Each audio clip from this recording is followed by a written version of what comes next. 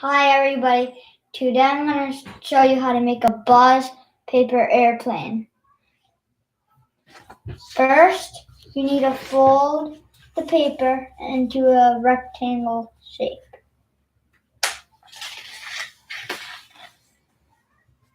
Next, all you got to do is open it. Then you fold one corner into the middle line. Then you fold the other corner into the other line. Then you fold it down, and then you just move this corner into the line where the pointy arrow is. And then you fold the other one where the pointy arrow is too.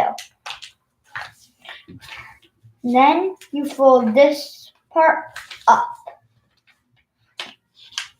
Then you flip it over and fold it, the bottom one up and one wing down, and then you flip it over and then the other wing down.